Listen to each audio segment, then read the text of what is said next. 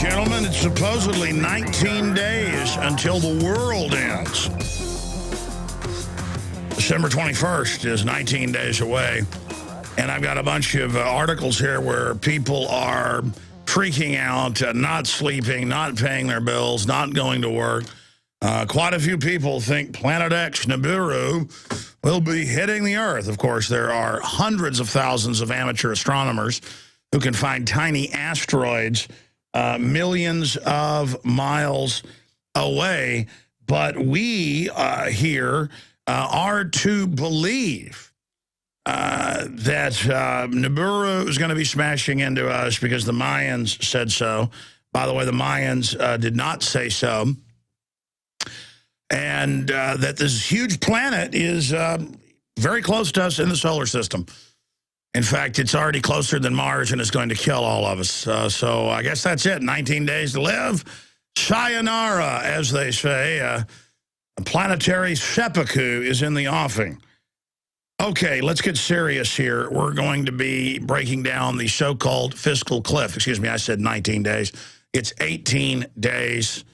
I guess because they're going on the other side of the world where the days start. Because I guess in other parts of the world it is 18 days. It's 19 where I'm at. But 18 days, 1 hour, 58 minutes, and we're all dead. Boom, you're dead.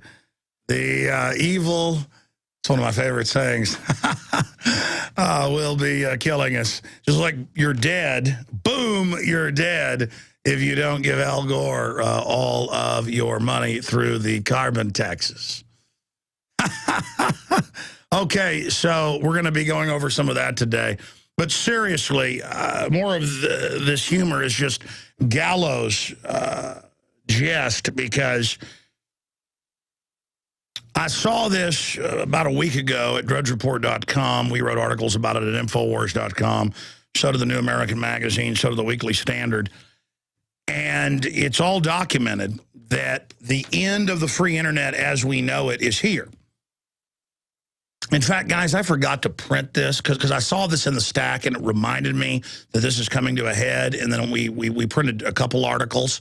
But will you print me the CNET, because that's CBS, the Declan McCullough, there's a bunch of them, breaking down that the Cybersecurity Act is basically a Russian-style or Chinese-style censorship. And then they go bullet point by bullet point. Just so you know, it's not Alex Jones saying it. I mean, I've been telling you this for over a decade because I was actually reading what Internet 2 conferences were saying, meeting around the world. I was actually reading what the UN was saying. But now it's here. They're going to try to implement web taxes, web IDs, web tracking, automatic killing your computer if they claim you've downloaded something that it is copyright. And we've seen massive abuse of that out there. And Politico has written an attack piece on Matt Drudge and drudgereport.com, acting like it's just Matt Drudge saying this, or that Matt Drudge is saying this in a vacuum, when all Matt Drudge is doing is linking to the even mainstream media documenting this. But pro-globalist, and you've got to say Politico is that to a great extent, they always have to act like none of this is happening. Oh, you think there's a mega banking takeover happening? You think there's a world government being announced, you crazy people? Yeah, that Alex Jones, he believes in Bilderberg and other imaginary things, you know, stuff like this. And that's why you've become passé. More and more, people like Politico try to pose like they're alternative, you know, or new media. No, they're not. It's like Newsweek with the Daily Beast. So we've got that report. I want to get into what the fiscal cliff really means. Obama wants retroactive tax increases, and he wanted to be given dictatorial power over that process. And so we'll tell you how they're going to hold us all hostage coming up. We got a bunch of special reports we're going to premiere here as well. Stay with us. Tell your friends and family. Tune in. Millions of people. It is Sunday, the second day of December 2012. Only 18 days and a few hours until the mainstream media and Hollywood says we're all dead. And then I've seen mainstream news articles the last few years saying that I'm saying 2012 is the end of the world, and I've never said any such thing. It is an absolute hoax. There is no Planet X coming to kill us. on the 21st. But at any time, a giant world war could break out using nuclear weapons. Most defense analysts admit that we're in more danger now than at the height of the Cold War or even the Cuban Missile Crisis. And so there are real threats to humanity taking place going on out there, but certainly not 2012. And before I get into all of the news on the fiscal cliff and what's really behind that, and the big announcement that countries are banding together worldwide under the UN and the IMF and World Bank to censor the internet.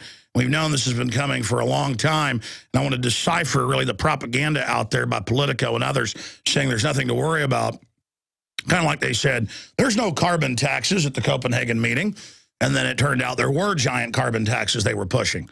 It's the same thing over and over again. Or Obama saying, I don't want to increase taxes on the general public, and it turns out that's exactly what he's demanding now.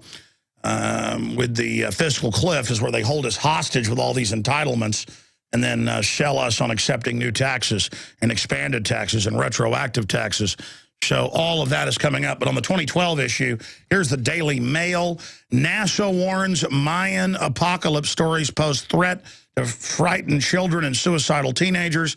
The National Aeronautics and Space Administration warns that the 2012 Mayan apocalypse rumors pose a real-life threat to frighten children and depressed teenagers. Some say they can't eat or are too worried to sleep, while others say that they are suicidal, according to NASA astrobiologist David Morrison. The apocalypse rumors began with claims that Nibiru, a rogue 10th planet discovered by the Sumerians, will crash into Earth on December 21st, killing everyone. And again, there are hundreds of thousands of amateur astronomers that find more stuff in the Kuiper belt, but even things closer in, asteroids and things in the asteroid belt, even small asteroids or asteroids coming close to the Earth. Believe me, folks, if a planet was 18 days out, moving at a normal orbital speed for this solar system, it would be giant, looming in the night sky. Bigger than Mars, bigger than Jupiter. This is so ridiculous. And it's the mainstream media and Hollywood that have fostered and pushed all this. And then every time I've got some national, Nightline or whoever down here visiting us or CBS, they always ask me stuff like, well, is the world going to be ending? You're a big pusher of 2012. I'm like, no, I'm not. Never have been. Always said it was bull for 17 years on air.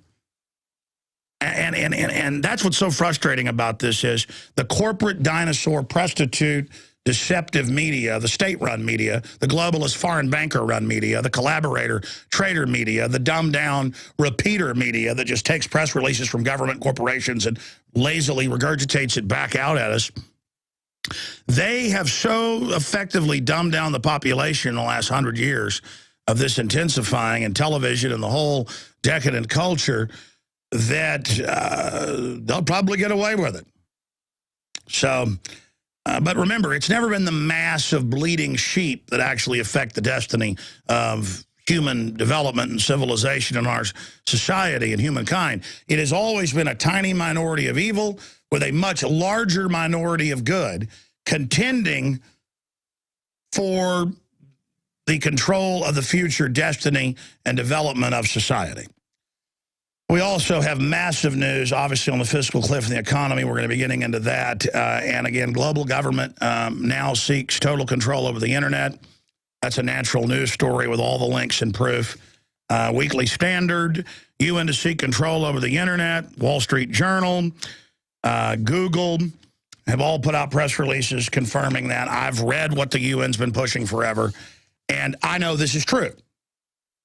I know it's true, what's being reported. We're going to be going over that at the start of the next hour. I want to spend some time in the second hour on this today so people can understand the facts of the battle over the architecture of the, quote, internet that is our new civilization and what the different visions of the internet are versus what it's basically grown into. Russians demand broad UN role in net governance, leak reveals, CNET News. UN calls for anti-terror internet surveillance, CNET News. UN takeover of the internet must be stopped, CNET News. Even worse than SOPA. New CISPA cybersecurity bill will censor the web. That's Russian news admitting it.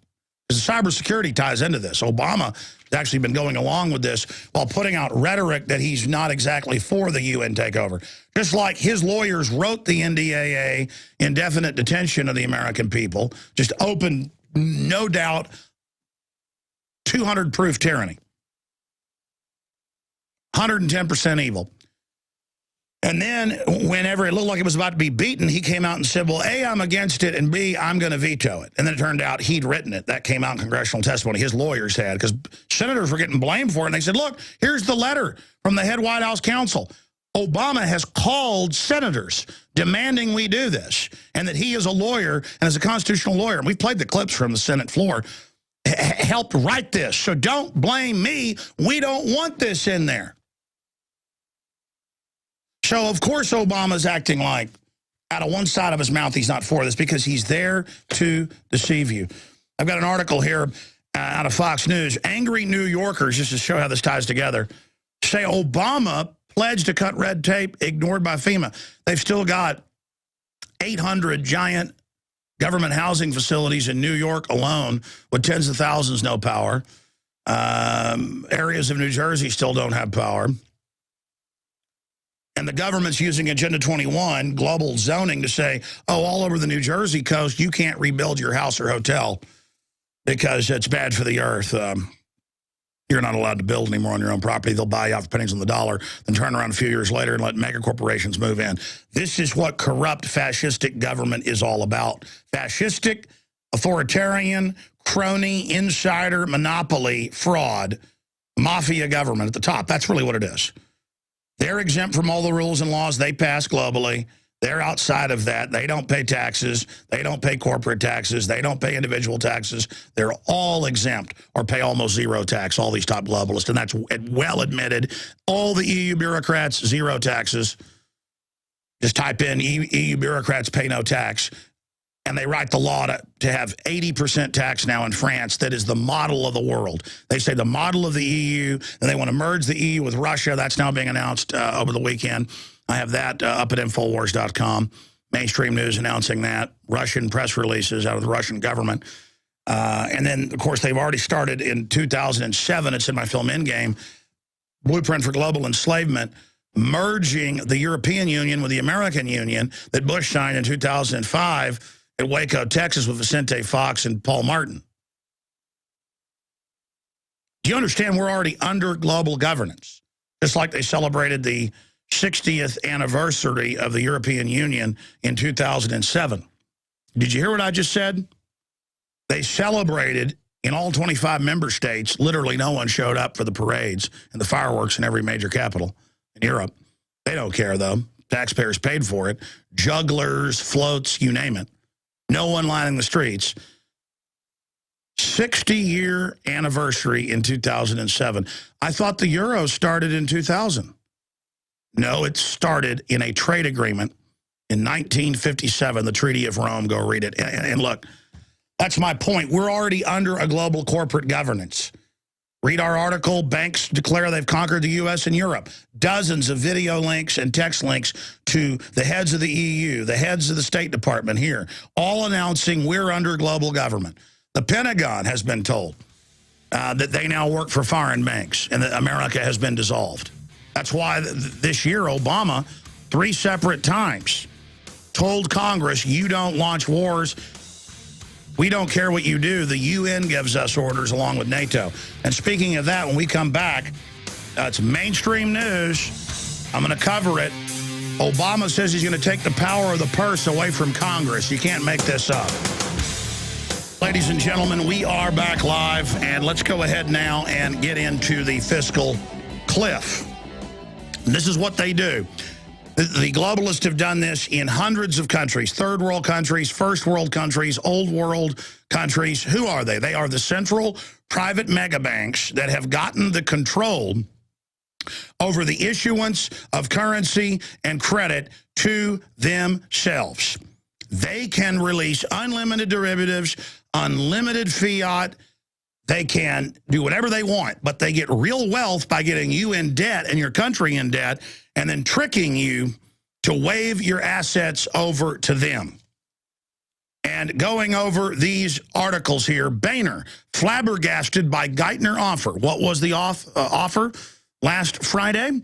The public offer in letters and a visit to Congress. It was give the president the power of the purse to raise the national debt limit whenever he wants and let Congress basically waive that power and hand it over to them. And then the president couldn't be overridden but by a 2/3 majority, which is almost impossible to get in the House and Senate, in the Congress, pretty much an absolute shutdown.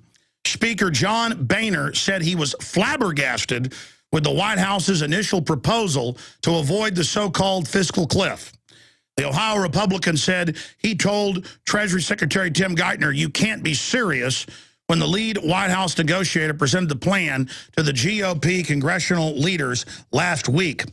Boehner detailed his reaction in an exclusive interview with Fox News Sunday Chris Wallace. He called the administration proposal that included $1.6 trillion in tax increases, $400 billion in unspecified tax cuts, and a bevy of additional stimulus spending nonsense.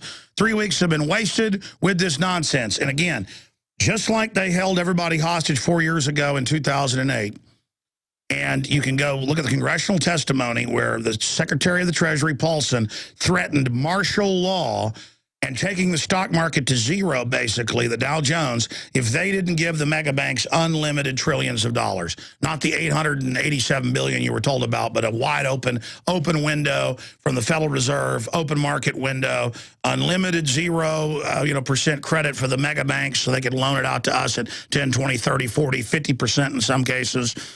Just amazing. And they hold Europe hostage like this, and they say, you've got to give us trillions of dollars. You've got to raise taxes on everybody. You've got to destroy your economy, or we won't bail you out. And it continues here. And again, the banks are the ones being bailed out by the people, but then they are the ones bailing out the countries. It's just total fraud. Here's Senator Hatch, Obama fiscal proposal, classic bait and switch, the Hill newspaper.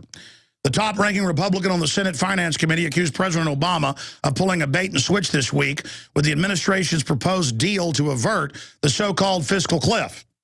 What Obama proposed this week was a classic bait and switch on the American people, a tax increase double the size of what he campaigned on, billions of dollars in new stimulus spending, and an unlimited, unchecked authority to borrow from the Chinese, Senator Orrin Hatch said in Saturday's weekly GOP address. Maybe I missed it, but I don't recall him asking for any of that during the presidential campaign. These ideas are so radical that they have already been rejected on the bipartisan basis by Congress. On Thursday, Treasury Secretary Tim Geithner was dispatched to Capitol Hill to share Obama's plan with House Speaker John Boehner and Senate Leader Mitch McConnell. The deal included a $1.6 trillion in tax hikes, and it goes over all that, double what Obama had previously said. Now, here's the biggest problem that I'd like to add to all of this. They're now talking about a 1 or 2 year retroactive 5 to 10% tax increase on households making more than $250,000 a year. So that means that mommy and daddy both make over $125,000 a piece. And by the way, folks, that's not rich. They've made this country so poor. With devalued dollars, making $200,000 today is about like making $50,000 in the 1970s, ladies and gentlemen. Money is not what it used to be, obviously, with the ongoing march of inflation due to the Federal Reserve and their inflationary activities. But that's the biggest issue financially. Look, they know when they raise taxes all over Europe, it would put the economy into a tailspin and into cardiac arrest. They knew when California passed giant 20+% carbon taxes 2 years ago, that would cause a fleeing from California by businesses of all types. They don't care. In fact, they want to destroy the economy and then get more people on the welfare rolls, or only businesses can survive that get government subsidies or who wrote the regulations to exempt themselves. See, we're going into a mafia form of government. Now, that's the worst financial news. If you look at the political news, you've got the UN and NATO commanding our military. You've got Obama shutting down the power plants that aren't owned by General Electric and a handful of other companies, the coal power plants. If you're General Electric, you can burn dirty. It doesn't even matter. If you're clean burning and only carbon dioxide and water comes out the top, if you're not a globalist, you're shut down. Many areas of the country have already seen 30–40% increases the last 3.5 years. Places like Austin have seen a doubling on average. You're talking about another doubling in the next 4 years. I mean, just type in Austin power to double again. You'll get Austin Energy admitting it themselves. Those are low estimates. And I'm just using where I live, folks. This is bank robbery. People think of only robbing banks with a gun. No, the real way to rob things is controlling regulations, shutting down your competition, exempting yourself. But now Obama wants dictatorial power to increase debt. And John Cornyn of Texas, again, told Fox News, it's profoundly irresponsible. So that's a crazy idea, and I'm amazed Secretary Geithner had the courage to float it. And what is it? Kurt Nimmo breaks it down with links to Geithner's own statements and releases. And it says, Obama wants dictatorial power to increase debt. The former president of the Federal Reserve Bank of New York and current Treasury boss Tim Geithner has informed Republicans that Obama wants absolute authority to increase national debt, taking the power away from Congress. And we've got traitors in Congress saying, oh, yeah, we'll hand that authority over to you so everyone gets used to the president launching wars, increasing taxes, doing signing statements that become executive orders on law, hiring nothing but foreign lobbyists to run things. And folks, just this week, the Transportation Committee in the House wanted to call the head of the TSA, Pistole, up before him. And he wrote him a letter saying, you do not have jurisdiction over us in the executive bureaucracy. Folks, if you didn't know, in the Constitution, it states over and over again, Congress is where the bills start. Everybody remembers Schoolhouse Rock in the 70s, don't you? About how the bill goes there, and they levy the bill, and they levy the taxes, and the Congress, commissions the officers and declares the wars. Because you can't just let the president appoint his own military men. He'll do a coup d'etat like Julius Caesar or Adolf Hitler. I mean, this happens over and over again, or Hugo Chavez or Joe Stalin. And this is what's amazing me. I mean, this is what's absolutely blowing me away here, is that we are going into a dictatorship, and it's not even a dictatorship of Obama. They come and go. But the office itself, run by foreign interest, is dictatorial. None of us are safe under this. We'll continue on the other side, tying this into the economy. Back, ladies and gentlemen. I am your host, Alex Jones, and we are live on this second day of December 2012. And we now have over 140 AM and FM affiliates between the weekday show and the Sunday show. In fact, it's even more than that right now. And I'm very thankful to all of our stations. And I'm going to start every Sunday spending a few minutes starting next week. It's up to my great crew to remind me to get this ready every week and have one of our affiliates in focus here on air and talk about some of the things that those stations offer and have. And I'm going to do that for the weekday affiliates. A lot of them cross over. But what happens is stations pick up the Sunday show, and invariably within a few months, we're on the station weeknights and then live within 6 months, weekdays. So that is the pattern, and that's why I started doing this Sunday show now 6 years ago. I've been on talk radio for now 16 years. Started out on Access Television 17 years ago, and it's a true American success story, and I appreciate all of you putting up with me over the years as we've grown and tried to learn more about how this world really works. And I think, unfortunately, it's been proven that we've been extremely accurate chronicling what's going on. And it is a good sign that we're getting on so many stations showing America starting to actually wake up. But it's also a bad sign that things have gotten so bad and the globalists have gotten so overt in what they're doing that now world government is just out in the open. Private, corporate, world government, anti-free market. Remember that. Okay, I want to go to a special report here in a moment. We got several more coming up. And when we start the next hour, I'm going to get into the UN takeover of the internet. And, I mean, that's complete mainstream news. But they admit the UN's taking it over, but if you don't like it, you're still an extremist. And the UN, by the way, does call for restrictions on free speech. in Article 29 and Article 30 of their Universal Declaration of Human Rights. It says you have all these great rights, rights to other people's money, right to have your guns taken, rights to socialism, basically, rights to collectivism, rights to education, all this other baloney. But then it says, unless the UN says, and then it can anytime it wants turn those off. And that brings me to this next big point that ties into all of the deception that we're seeing. And I actually fell for this on Friday. On Friday, on November 30th, I actually fell for this because I like Rand Paul. I know Rand Paul for about 14 years, and I supported him for the Senate run. I think he's a good guy overall. But he does need to respond to this on Monday. Because I saw the press release and I saw the media cover it, that the NDAA secret arrest provisions, the American people, had been repealed. And I went on air and because of who was saying it, and I trusted it, even though it was mainstream media quoting Rand Paul. And it's not true. Not true. And even Alex Jones gets sucker punched because, and maybe that happened to Rand. I mean, when they, remember in 2008 when the NATO launched a sneak attack on Russian-held areas of northern Georgia, south of Ossetia and Abkhazia, I went on air that day and said Russia has attacked. And then all of a sudden they ran in with all these foreign reports, and a week later our media admitted that NATO had actually snuck attack with Georgian forces. But, I mean, just the level of deception. It was like Obama saying, I'm against the NDAA, and it turned out he actually, and his people wrote it. And he said he wouldn't sign it, and he did. It's mind-bending, mind-boggling sometimes to see all of this. But sure enough, LouRockwell.com, they did the analysis on Friday, and since then it's been confirmed.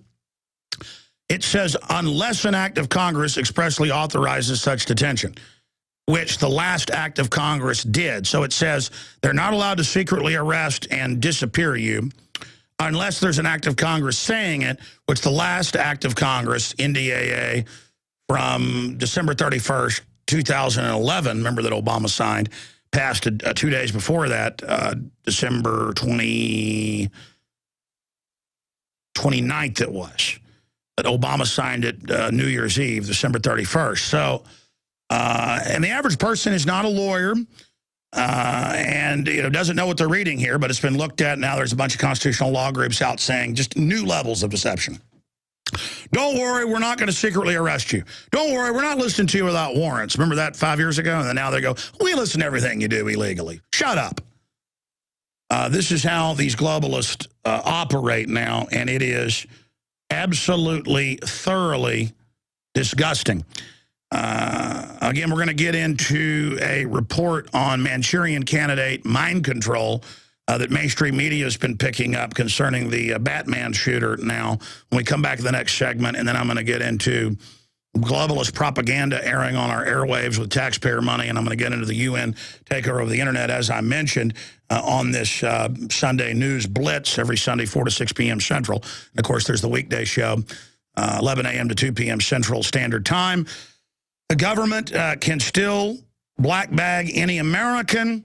The Senate passed the much ballyhooed Feinstein-Lee Amendment last night, which supposedly partially nullifies the provision in the National Defense Authorization Act, NDAA, allowing Americans to be kidnapped by the government, black bagged, bag over the head going to a van, and disappear, which they do all over the world, other people, priming the pump, without any charge or due process, including being taken to torture centers like the Benghazi Center down the street from where the ambassador got killed. Oh, yeah, the torture continues.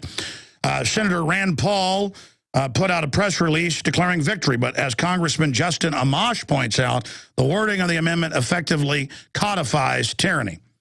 And they also, New American Magazine picked this up, but also Associated Press. It also gets rid of posse comitatus, the new reauthorization's even worse, saying, yeah, no, troops can arrest for political reasons and disappear American citizens. Well, that's already in the Army manual. In fact, I forget the exact code of it. You guys type in Army manual re-education. And then it says how they'll round us up, how they'll put us in re-education camps. That's from 2010, declassified this year. So it's all right here.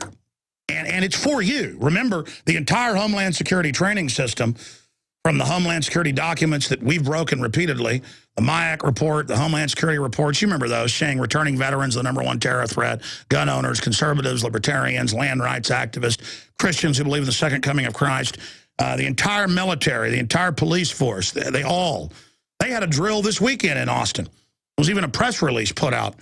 And we're so conditioned by this, we didn't even, I said send reporters on Friday, but I'm told it didn't happen, which is okay. People deserve a day off.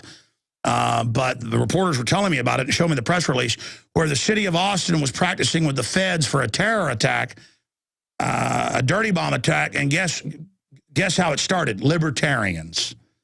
The libertarians are rioting, and then a dirty bomb goes off. I mean, they have drills where homeschoolers, people dressed up in camouflage, attack the elementary school, and it's cops dressed up saying that they're militias against government schools, and they come in and scare the kids and then tell the parents, well, we've got to do this. It's all part of a demonization. Like, there it is, internment resettlement operations for the United States, February 2010, FM 3-39.40. Thank you. Good job, guys. There you go. Or the Civilian Inmate Labor Camp Program. Just type that in. You'll be at Army.mil. Or the Model States Health Emergency Powers Act. Or the Clergy Response Team Program for martial law. Or the Emergency Centers Establishment Act. I mean, I'm telling you, the FEMA camps, where they're at, how they operate, hundreds of thousands of jail guards now trained and ready. And, you know, they take you back in the camp, rape your family, pull your teeth out with pliers. It's what they do overseas at black sites, what they're training for here in the United States. We'll be right back. Stay with us. Back live, ladies and gentlemen, and I am here on the radio every Sunday, 4 to 6 p.m. I am so busy during the breaks going over all this news that I'm coming in later and later on these segments. I need to come in a little bit quicker there. I apologize, but I'm just pouring over all this news, and the TSA head won't go before Congress because he says they don't have jurisdiction over him. And Obama is telling Congress, just give the power of the purse over to me, and you can blame me for bringing us into debt. Because he doesn't care. He's a Goldman Sachs, J.P. Morgan frontman, just like Mitt Romney was on record. And Congress will end up getting held hostage when the economy starts shutting down, when the welfare checks aren't showing up, or when the credits aren't showing up in the welfare cards. And they will hold us hostage. They can drop the stock market. They can do any number of things. Hold us hostage. I was listening to Bloomberg Radio earlier this year, off and on, when they were talking about the EU crisis, and they were bragging with top bankers and hedge fund managers on there that, listen, we can hold Europe hostage. They will raise taxes to pay off the derivatives, or we will simply drop their markets and give them no credit. Again, the countries have no credit because they've signed on to the bankers' derivatives fraud. And then they do this Svengali trick where there's $16 trillion debt, which sounds big compared to the $644 trillion of the 1.5 quadrillion, 1,500 trillion, that the Washington Post 2 years ago. That isn't Alex Jones saying that. I remember in Obama deception that we made almost 4 years ago. That's like prophecy now. It's free online. I mean, it all came true because we knew what their battle plan was. Like we had the playbook of the coach before the game and exactly what they were going to do. If X happens, they do Y. And that's a very frustrating thing, to sit here and to know the facts, do the research, know you're right, know what they're going to do, and know that they get on the radio. Well, it's TV with a radio feed. I was listening to it on XM. And in multiple shows, hear them brag that, oh, we've conquered Europe, we've conquered the U.S., there's no way they'll get away, you know, from us. We'll just drop the stock market.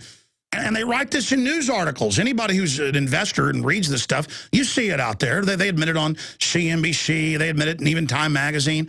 And I'm sitting here while megabanks brag they've conquered me. They've signed me over to all their fake debt that they created as a millstone around the neck, as a giant ball and chain around the people of Europe and the United States, Canada, Australia, and New Zealand's necks. They've taken the wealthy West, signed us onto their debt, and they tell us, well, it's your debt. You know, all these welfare people, 16 trillion debt. 16 trillion when almost 3 years ago, the Washington Post admitted $644 trillion in derivatives that the United States has signed on to. That's our global share of the 1.5 quadrid. And by the way, guys, I forget the exact Washington Post headline, but if you type in 644 trillion, or maybe 645, memory, type in 645 trillion derivatives, Washington Post, and then you can show them the article. Because I'm not. What's amazing is Tarpley said all those numbers. He's an economist and a doctor of history. He said all those numbers a year and a half before an Obama deception, and then that was before those numbers have been made public by the GAO and others and the Treasury, and then they were exactly accurate. But that's a side issue. They've signed us on, and of course it's grown, the derivatives. They've taken bailout money and leveraged it again to the power of 200, 300 times in some cases, usually about 100 times. They took the bailout money, your money, and they put it back into derivatives. Derivatives are much bigger than they were 4 years ago in 2008 when they held us all hostage. Remember that in October of 2008? And so it's so frustrating to sit here and to see this happening. And they'll just say, oh, my gosh, the stock market's plunging. We've got to have these trillions of dollars or it's all over. Now, I'm going to go to a special report here because we covered all this at the time a few months ago when James Holmes reportedly shot the people at the suburb of the Colorado movie theater. They're in a suburb of Denver. Aurora, and he was in a government DARPA mind control program, and that was in the Denver Post, and he had his whole house and money and his apartment and everything paid for by government grants, and he was assigned to an Air Force psychiatrist who'd been the head of the entire, Air Force PSYOPs operation in Texas, and she'd been assigned, and there was this big folder that she had where he was saying he would do all this, but that was never given to the police, and then the police didn't want it in the upcoming trial. And you add all this together, it just gets worse and worse and worse. And then people reporting multiple flashbang smoke bombs and people letting him in and the theater announcing there's a shooting and all this. It fit the MO of real programs of mind control. And now inmates that were with him are coming out and saying that he said he was under mind control. And then the police say, no, there were no inmates around him. But then their own reports at the time said he was put in next to other inmates who hurt him in the cells. So this thing stinks to high heaven to get our guns. If they staged Fast and Furious, they'd stage this.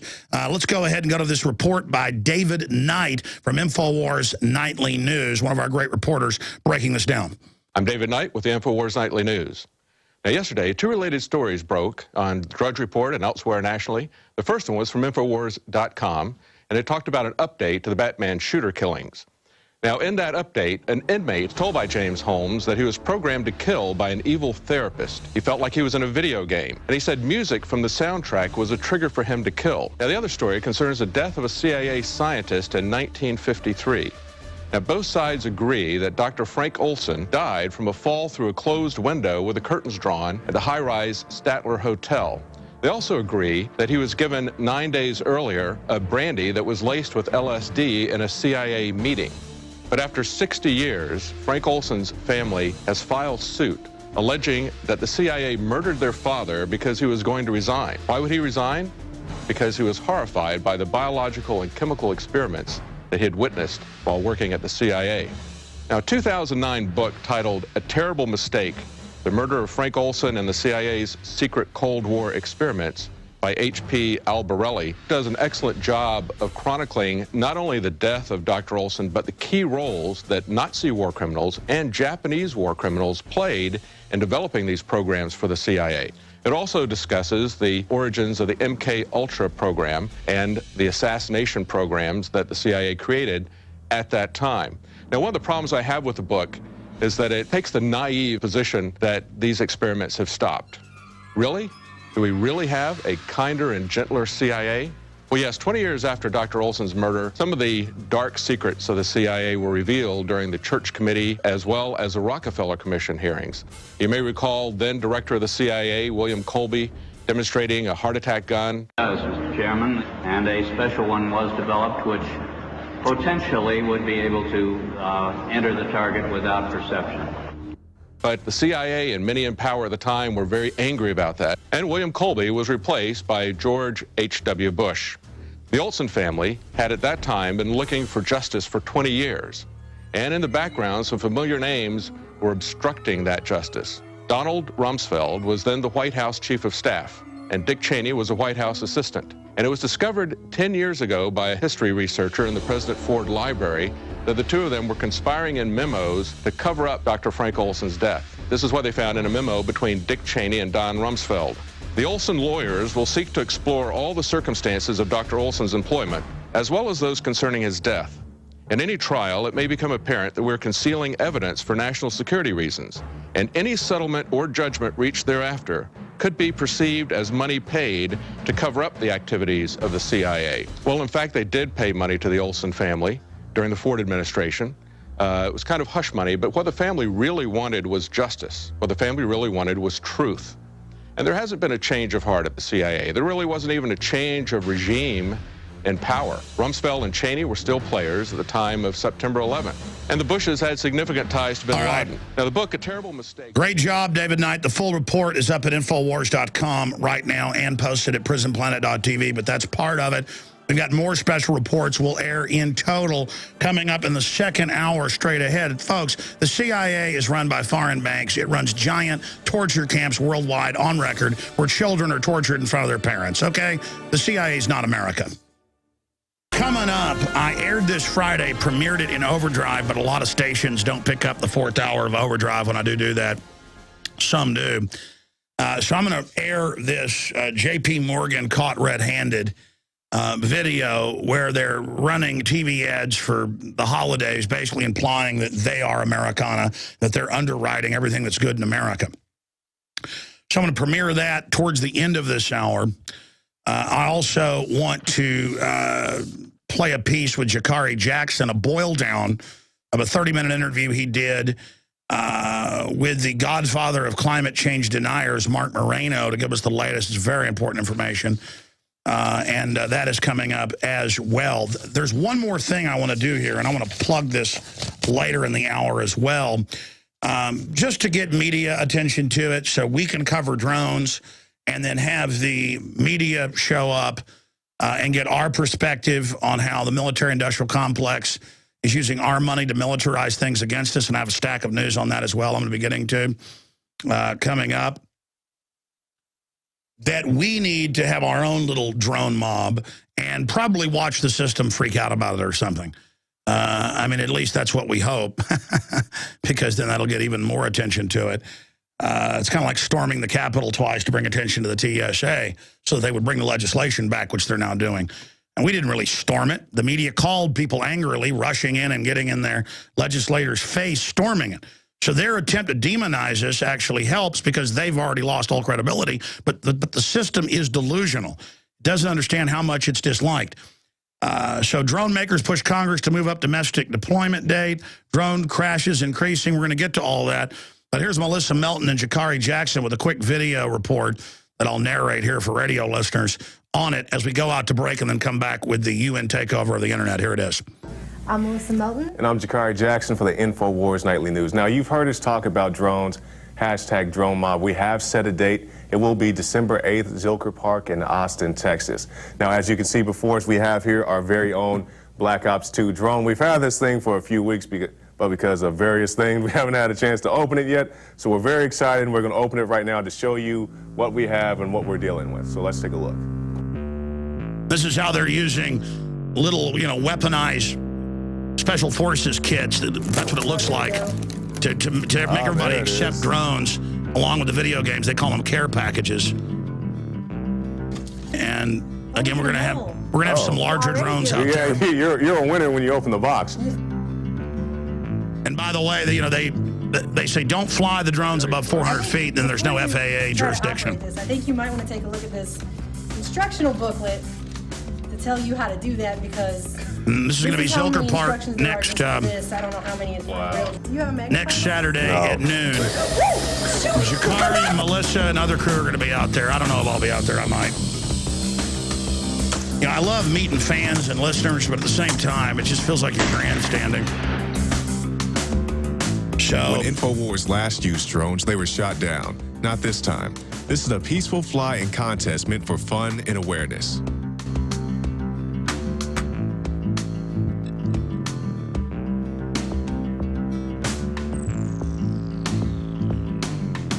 and again, next Excellence Saturday. in drone piloting.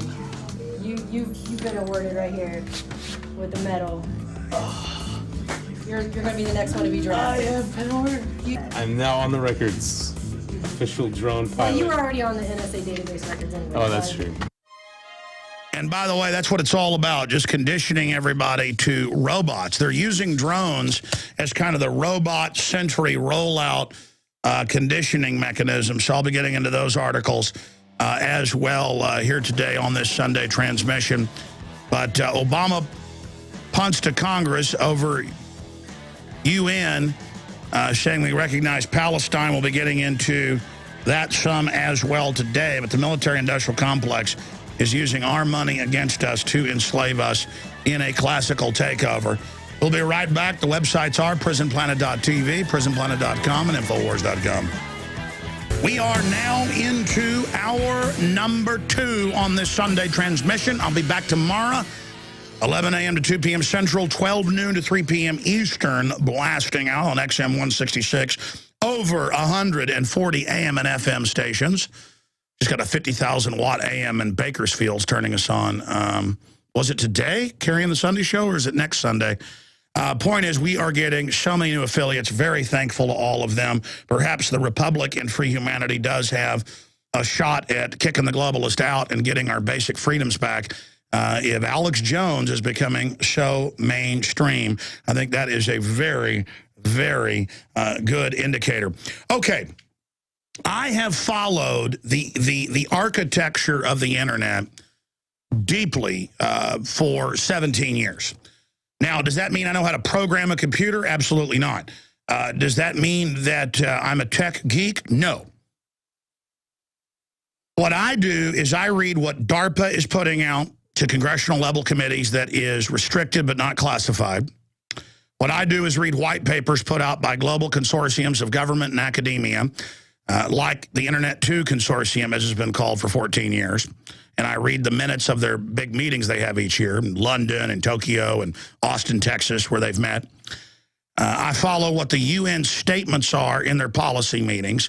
And I follow the text of the Global Copyright Act they're trying to get through, the Global Cybersecurity Act, the Domestic Cybersecurity Act that go together like a horse and carriage, seamless integration. They were made for one another like lock and key. And I sit here studying it, and I marveled the last really decade never seeing mainstream media, even the tech publications, get it right. That is not the case anymore. And again, I'm not up here high and mighty going, I told you the UN was coming to take over the internet. I was reading what they were saying at Davos 6-7 years ago, what was leaking out of Bilderberg. Because, again, the military-industrial complex that Eisenhower warned us about in his farewell address in '61, President General Eisenhower, he talked about a technocratic elite controlling the military-industrial complex. See, they never play the full clip. We've played it here many times. Just type into a search engine the text or the film, the video. It was shot in film, but it'll be called video, of Eisenhower's complete farewell address. We ought to air that someday. It's not that long. And he talks about a technocratic scientific elite breaking off and creating a new civilization behind national security auspices, totally destroying our free society. Well, that was 1961. Here we are, all these decades later, 50-plus years later. And it's all coming true. So to just get up here and say, the UN's taking over, the UN's taking over, the military-industrial complex run by foreign money-changing, fraudulent, derivatives creating, Ponzi scheme lords, who they got the whole world through fraud. I mean, Thomas Jefferson said, if you let private banks issue currency and credit, and not the government, you will wake up homeless on the continent your fathers conquered. And he went on to say how they do it. They will issue themselves unlimited capital to buy everything up from you. And even if you arrest those bankers, because the quote's shorter, there's pages he wrote on this. He said, even, and I'm paraphrasing, you can pull up the Thomas Jefferson quotes on banking, go read it yourself, Library of Congress, you name it, they have the actual copies of the letters. George Washington letters are online, scanned, it's incredible. Go read it. I don't just believe it when I see it on, I've gone and read it. And he said, even, he goes, if you don't take the issuing power from them, you can arrest them. They would give it all back to themselves the day they get out of jail. And that's exactly what they do. But the side issue, I just keep going back to the banking fraud because it's what's killing us. Now, you have all this going on. You have the military-industrial complex run by foreign banks. And so when you hear, oh, the Pentagon, the DARPA, ICANN, the DNS registry that the United States created, well, that is the Advanced Research Laboratories created in the 60s. Wasn't Al Gore, folks. The guy's a congenital pathological liar. He had nothing to do with the internet. In the early 90s, he sponsored some legislation to proliferate it into schools. So he helped sponsor taking over what had been built as the web to make it more government. The point is, it's a government program for the web, for a full surveillance grid to be able to predict the future. That's what the internet is. So to talk about what we're currently facing, you have to understand what the internet is and what it's become, and there's different visions of what they want to make it. It can be a double-edged sword. It can bring us unbelievable commerce and liberty and freedom and enlightenment and education and true diversity of thought, or it can be a panopticonic system of total surveillance and enslavement and a system to blackball and erase all information not sanctioned by the globalist. I mean, I've already had it happen many times. We theorized about it a decade ago. Now it's happened the last 2 years where a group will claim my voice is copyrighted by them and start killing tens of thousands of videos in a day where my voice is just erased, say, off YouTube. Everything that has my voice is now copyright claimed and taken down. My voice patterns, my voice print. And it always becomes such a scandal, they're restored right away. But that power becomes a major, national news story when that happens. And it's already happening to other people. So that's why the internet's so dangerous, because once everything's on the cloud, once everything's not on your computer, and they're designing the devices where you won't be able to have it saved yourself pretty soon. And that's all part of these new standards. They say, well, you can't be trusted to have it yourself. You've got to be up on the cloud. We've got to have internet ID. We've got to be able to track you and tax you. And then if you're not good, ban you from the internet if we say you've done something. One time is what Russia wants.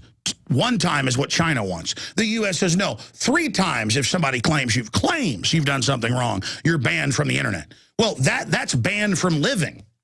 That's like people in Nazi ghettos who weren't allowed to have their businesses first, and then we're told you have to go to this camp for your safety.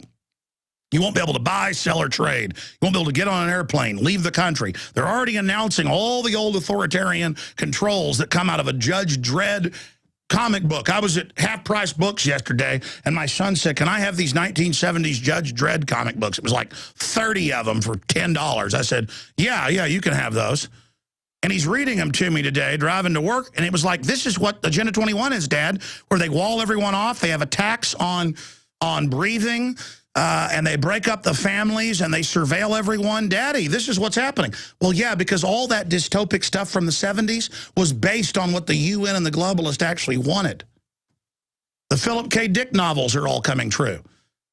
It's not life imitating art. It's that this stuff was already being developed at the major colleges and at the major intelligentsia levels. And so most of these famous science fiction writers were either professors or doctors or were living in and around this. Have you read Isaac Asimov's Foundation series? written 60-something years ago, and the whole thing is about computers that predict the future off of tracking your every movement. That is what the NSA Google hubs are. Now, we're going to go to break and come back in the next segment. I'm going to get into all this, but for people watching on prisonplanet.tv, Weekly Standard, UN to seek control of the internet. CNET News, that's CBS, Russia demands broad UN role in net governance, leak reveals. And our Cybersecurity Act is to comply with the UN. Russians back down from leaked UN internet proposal for now. UN calls for anti-terror internet surveillance, and they want to restrict free speech on the web. You've heard of Google and Yahoo getting sued because World War II aficionados are selling British, French, German, Russian, Japanese medals. You get arrested in Europe selling a fascist medal. Well, they're in the stinking museums. My dad has a dental office that has some old museum pieces, and it shows a woman in a cartoon smoking a cigarette, one little cartoon piece, and a woman came in and said, I'm going to call the police on you. It's illegal to show cigarettes. Of course, it's not, but these liberals aren't liberals. They're authoritarians. You know, my son, we haven't announced his name yet and destroyed all his innocence, but he really wants to be on air, and he's really smart. It's not just me and Dad saying that, the whole crew marvels. Listeners have as well. I can take him to cocktail parties with, you know, business barons and successful rocket scientists and people, and they're literally blown away that they're having adult conversations with him. But the point is that he was reading this Judge Dredd comic book, because I'm letting him, you know, start to read some of the old vintage comic books. And it's you know, dealing with these mega cities, these controlled compact cities, and the police state, and they've got a dictator who's made his fish the judge over executions, his puppet, and of course that's Caligula married his horse and made the horse the judge or the regent over the Senate to decide things. And we actually have a document cam shot right here. It says, no talking, no running, no stopping. That's like public schools now, where they've first got rid of dodgeball and then now no running, no shaking hands. It's total brainwashing, prisoner training. And it goes on to say, have you paid your fresh air tax? Look, they have a carbon tax. And then they've got aircraft tasering everybody as well. They've got drones that taser people. When was this? This was published in the mid-'70s. This particular one, actually, 1984. So this is volume 1, number 11, September 1984. So there you go. And it says, the day the law died. Yeah, like the NDAA. And the new bill says, hey, the military can arrest you in the U.S. It codifies it more. And we can't secretly arrest you and disappear you unless there's an act of Congress saying we can, which it then specifies the last act last year in the National Defense Authorization Act does do that. See, they count on your ignorance. And then they announce, hey, NDAA's been fixed. Remember they said 5-6 years ago, we're not going to listen to you without warrants anymore. That is illegal. Now they just say, oh, yeah, Google hacks your computer with mobile cars. They have robot cars driving around doing it. Oh, yeah, it's 2012. And they hack your computer and steal everything for the NSA. They're not going to get in trouble. No. By the way, let me get back to the internet takeover. The UN wants control to kill DNSs where your website can't be accessed by its name, like Infowars.com or prisonplanet.com. It's a prison planet, like out of Judge Dredd. And that's what they're building. That's where they're going. And what's amazing about this is I have CBS News, The Hill, The Weekly Standard, you name it, with the text and with the senators, everybody, the Wall Street Journal, Google's made statements, Facebook. Well, I'm not saying they're even good guys, but they admit. Arthur Herman explains the UN's internet grab. I mean, you can read it. It says the internet will be handed over to the UN, and that the member nations will decide what's taken down. And they're already calling for any criticism of Islam to be removed. And I don't like bashing people's religions. That's why I don't get into, you know, any of the, you know, bashing this group or that. I bash the bad activities and behavior of groups. But they will, the UN has said, they will ban criticizing Islam. And then it'll be criticizing everything else. So there goes your free speech. UN to seek control of the internet. Next week, that's now this week, coming up tomorrow, the United Nations International Telecommunications Union will meet in Dubai to figure out how to control the internet. Representatives from 193 nations will attend the nearly 2-week-long meeting, according to news reports. And then it goes on to have them announcing the internet taxes, the regulations, the control, what even CBS News called Chinese-style net censorship, which is what the Cybersecurity Act would do, but Congress wouldn't pass it because it did restrict free speech and allowed pre-restraint of what people could do online, the end of freedom, basically, and taxes and internet IDs and all this. And so Obama just signed an order, but so no one could read it. Oh, yeah, that was in the news, too, last week.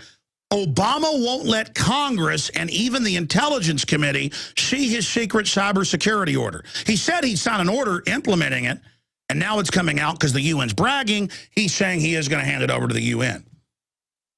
So, see, Congress won't shut down our power plants. Obama just does it himself. Congress won't launch a Syria war, handing it over to al-Qaeda. Obama just does it. TSA gets called before Congress. They just say we're not going to show up. Congress won't pass cybersecurity. Obama just signs an order, then makes it secret from Congress. Well, why even have a Congress? See, now they're telling you there's no reason to even have states. They're telling you there's no reason to have states' rights now in this country. As if the states never mattered. And they say that was decided with the Civil War. Okay, well, now they're saying Congress is vestigial. You know, I had Lord Monckton, founder of the third largest party in England, on just last week, and I had the head of that party. It's in the London Telegraph today that it's set to become the second biggest party soon. It's now the third biggest. It's like a kind of a libertarian constitutionalist national sovereignty group. And we had Nigel Farage, their leader, on, and he's a member of the European Union Parliament. And he pointed out that 80+% of EU laws that are in England, even though England never joined it, 80+% of their laws are made by the EU, and that the EU bureaucrats themselves are exempt from it, even the taxes, as I mentioned earlier. So we're under this thing right now. And it's so frustrating to know the military-industrial complex run by foreign banks created the United Nations in 1945 at Presidio Naval Base in San Francisco. The Rockefellers then gave the land in Manhattan on the eastern shore of Manhattan. And the UN gives itself diplomatic immunity where their agents can commit crimes, and now they're giving the central banks diplomatic immunity by making them part of the UN. They catch UN people routinely with slaves, with dead people in trunks, with drugs, and they don't get in trouble. See, global government is a group of banks and mega-rich who created the UN so that they could then transfer American sovereignty and British sovereignty and French sovereignty and German sovereignty and Russian sovereignty and Chinese sovereignty and Mexican sovereignty and Chilean sovereignty and Nigerian sovereignty into the UN created by the globalist. And as long as they have Angelina Jolie and Brad Pitt and every Miss America person up there saying the UN loves you, the UN's good, doesn't matter if the UN goes to Rwanda and kills close to 1 million people. They didn't just botch that. They helped murder them. That came out in congressional hearings, but wasn't picked up by the news. The UN is the most murderous organization I've ever seen since the reign of Mao Zedong. He is the greatest mass murderer in history. Hands down, no one debates that. Next is Stalin, then Lenin, then Hitler. Oh, actually, somebody does debate that, and I never played that last week. Will you guys queue up? We're about to go to break here. But will you queue up when we come back? I want to play that professor here in the U.S., and if you can, print me the article. What a great crew. And they're putting up with me and getting all this stuff done. Because we covered that at Infowars.com, where a professor said, you know, don't you ever say that Stalin killed anybody. He's a great guy. So that's called rewriting history. But yeah, so when we come back, we're going to play that clip of that professor and then get into my report on J.P. Morgan Chase at the heart of this, basically taking credit for Thanksgiving with a disgusting piece they did for Thanksgiving. I mean, they're the ones pushing Agenda 21. They're the ones pushing taxes to breathe, as the New York Times called it. So we're going to be going after those guys that were the #1 funder after Goldman Sachs of Obama. So here is the bottom line, and I'm going to get into a whole plethora of other really important news stories and reports here. The globalists have hijacked America. They created the UN to transfer our sovereignty in it. Take the states' rights, take the federal rights, take the nation's rights, transfer it into the United Nations while denying that's happening, but demonizing anyone that talks about it. But here is even the mainstream news finally getting it. But again, Congress can't see the order Obama has signed because he says they have no jurisdiction, even though they clearly are over the making of laws. It's unbelievable, folks. It's a dictatorship of the bureaucracy. UN to seek control of the internet, Weekly Standard. CNET, Russia demands broad role in net governance, leak reveals. And now it's all public. UN calls for anti-terror internet surveillance. They got to surveil you because the terrorists that the UN's supporting going into Syria and Libya, I mean, it's ridiculous. UN takeover of the internet must be stopped. Again, CBS News. RT, even worse than SOPA and CISPA. CISPA's a big UN thing. SOPA's a U.S. thing. Cybersecurity bill will censor the web. Yeah, and it's in line with what the Russians and Chinese want. Because all these authoritarian governments, including ours, want to suppress the people. They all want to track it. They all want to tax it. Global governance now seeks total control over the internet. Natural News. Okay. Then enter know-it-all Politico. And what do? Bureaucrats from around the world will gather behind closed doors in Dubai next week. Yeah, and they've got Obama's secret order. They've already bragged, though. See, even though our Congress can't see it, the UN sees it, and they've thanked Obama a few weeks ago for agreeing with what they're doing. I mean, this is incredible. Bureaucrats from around the world will gather behind closed doors in Dubai next week to plot an end to the internet as we know it. Or so Washington would have you believe. Oh, see, Politico. See, Washington acts like it's against it, so it gets it piecemeal, and then the UN plays the part of who wants it, you know, all the freedom taken. See how they work? So you think you have a choice. It's like Romney-Obama. Hill lawmakers warn that the 120-plus U.S. delegation needs to fend off efforts by China, Russia, and developing nations to use the UN branch organization to censor or tax the net. Well, that's all being announced. Google is orchestrating an online petition drive, and even Grover Norquist is involved. The hype is the perfect storm for Matt Drudge. Let me tell you something, Politico. Matt Drudge is right about 1,000 times more than you are because you're deceptive with all your snot-nosed, fake liberal, you know, you set the agenda, everything. I'm sick of it. The hype is the perfect storm for Matt Drudge. The UN will take over the internet unless you act fast. Oh, my gosh. It's very important, but then it goes on to say, but that's not really what's going to happen. What's more likely, almost certain to happen really, is the World Conference on Telecommunications will fail to change much of anything. Oh, yeah? Except increasing all the move towards taxation, web ID, shutting people's sites down with no congressional oversight, no judge, no jury. The FBI just takes your website away, just like the Chinese government does. Again, they just label tyranny like it's no big deal. That's what they do. And so it's going on whether Politico admits it or not. Okay, they always want to play this game of denying all this. You know, I talked about this. It's got an interesting bleep over it because there's some cuss words, the sound of a buzzsaw. But video, New Jersey professor angrily claims Stalin killed nobody. Communist professor and apologist for mass murder. Paul Joseph Watson. Here's a clip of that. You finished asking? I'm going to answer you. What you said is I mean, all the falsifications that go on in the school systems in this country, this world, Soviet history is falsified the most. Yet to find one crime that Stalin committed. And I would like to quote Stalin, a great humanist. Stalin used to say, death of one person is a tragedy. Death of a million, just statistic.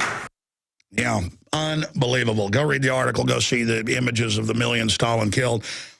Shifting gears, if you go to Infowars.com, cops arrest man at Christmas parade for telling children Santa isn't real. Ethan Huff, Natural News, and has links to the different Canadian papers. That's in Kingston, Ontario.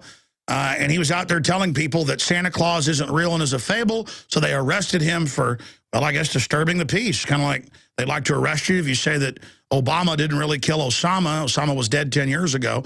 More and more of that comes out. They've killed most of SEAL Team 6 to cover that up. Kind of like they killed Pat Tillman when he said he was going to come home, talk about all the corruption.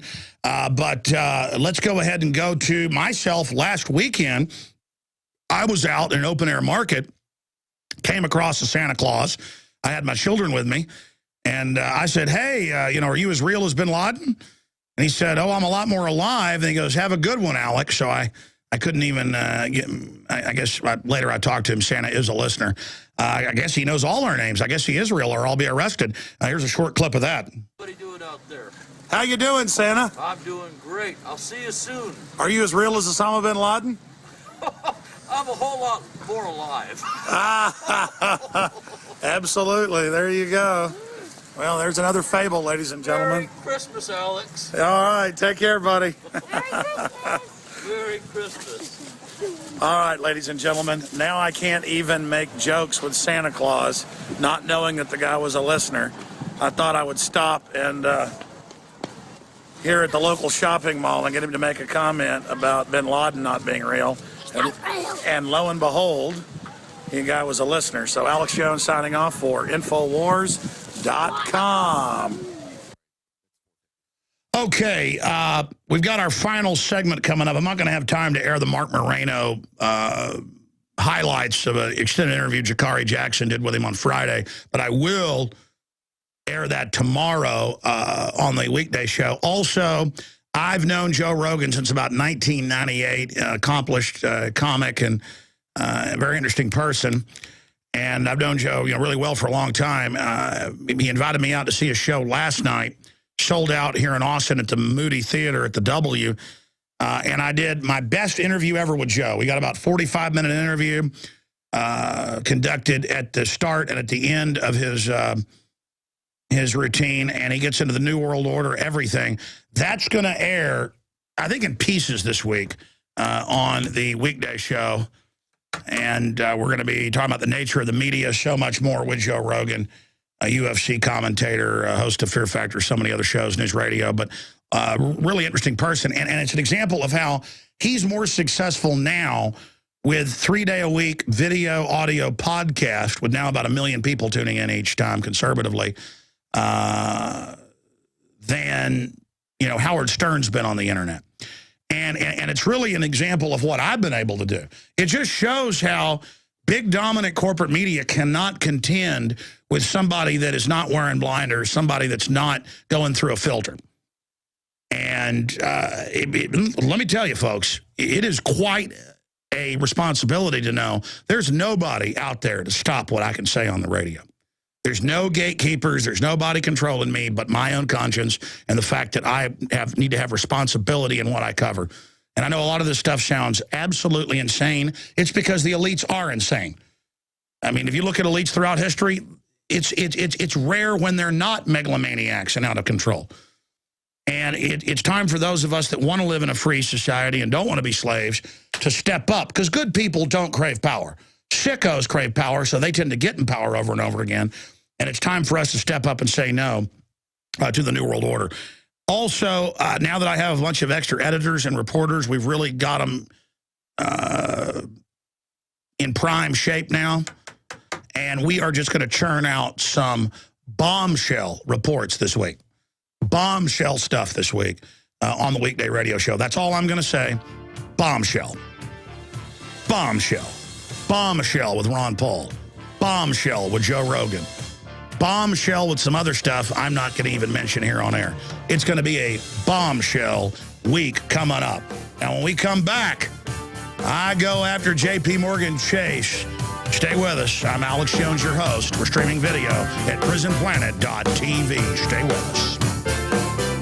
I get into this piece on J.P. Morgan Chase, the biggest shareholder of the private Federal Reserve. It is originally financed by the Rothschilds. If you're a radio listener, when we play this report, we have video. When I say the Rothschilds and Rockefellers have merged their banks and their family fortunes, we show mainstream news. When I make a claim, we show it. So This is radio with the documentation. And if radio listeners want to see the video, it's posted in a red link at Infowars.com. And the report is titled, The Destruction of America, brought to you by J.P. Morgan Chase. Here is this special report. And I want to be clear, the people that work for the big mega banks are not bad people.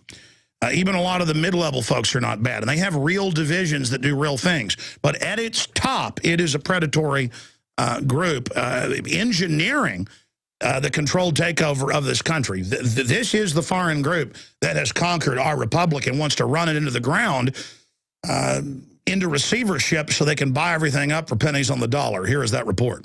Alex Jones here to report on one of the most sickening displays of high-tech propaganda I have ever witnessed. Since the week of Thanksgiving, the airwaves have been bombarded with a commercial paid for and produced by J.P. Morgan Chase, showing iconic images of soldiers returning home and the 9/11 attacks and people toasting each other over turkeys, the very essence of Americana. It looks like it was directed by Steven Spielberg. Let's analyze and break down this sickening piece of propaganda. Let's give thanks for an idea. A grand idea called America.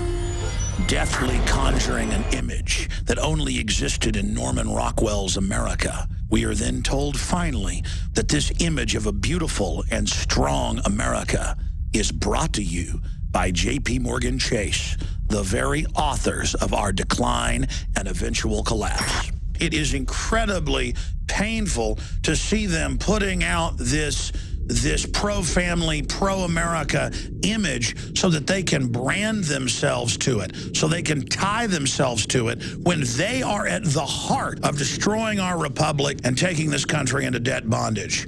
Let's analyze this piece a little bit further.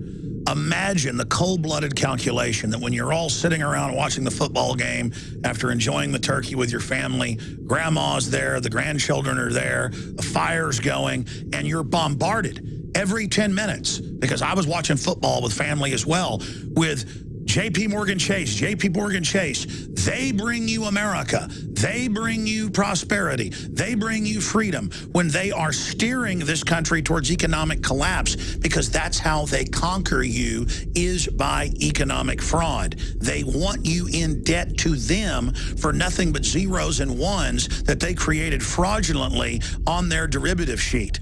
In his farewell address to Congress, Ron Paul pointed out who the real enemy is, the mega banks. He called them authoritarian psychopaths. Psychopathic authoritarians endorse government-initiated force to change the world.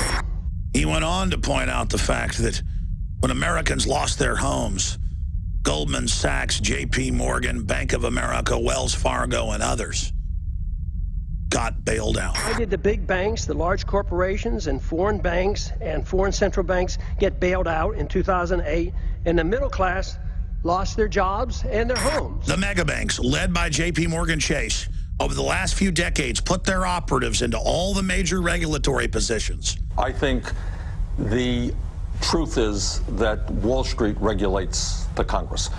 They have untold, unlimited amounts of money, money which they use, by the way, to get the deregulation. Then they implode the economy in 2008, threaten martial law if the government doesn't sign on to their too-big-to-fail derivatives. And they did the same thing in Europe. 3 bailouts later, the people are more poor than ever. The taxes are sky high.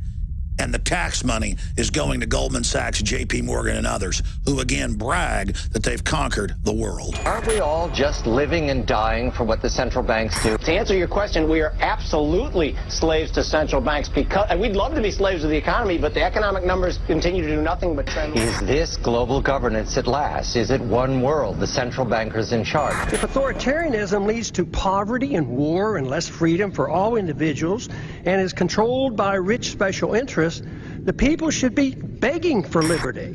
I think it's important to also note that they say America is about being a free market. To free markets, free enterprise, and free refills. So JP Morgan Chase implies that they are free market when their entire business model is designed around government bailouts and government contracts.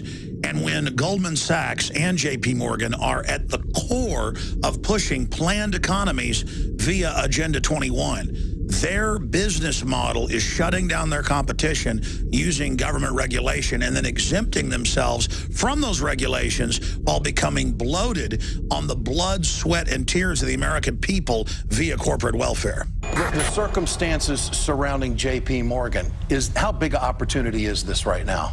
The American people are angry at Wall Street. You know what they want? They want our financial institutions to invest in the real economy. They want Wall Street to be lending money to businesses. JP Morgan claims they want to get America moving in this ad, that they want to see that entrepreneurial spirit thrive. While making investments in China, where they have no carbon tax, JP Morgan is at the center of driving a program to shut down the majority of power plants in the country and, quote, bankrupt coal, which is projected to more than double the price of electricity. JP Morgan Chase and the other 5 mega banks are diametrically opposed to a real free market and a true system with competition and private property. They can only exist via a government license to operate their private Federal Reserve. While people like Jamie Dimon, who they're now pushing to be the new Treasury Secretary, sits on the highest levels of the private Federal Reserve Board while he sits as the head of JP Morgan Chase, giving trillions of dollars of free credit to himself and his shareholders. That gives a new meaning to conflict of interest and Fox guarding the henhouse. And who owns the private Federal Reserve? The Rockefellers and the Rothschilds. 12 years ago, they merged their banks.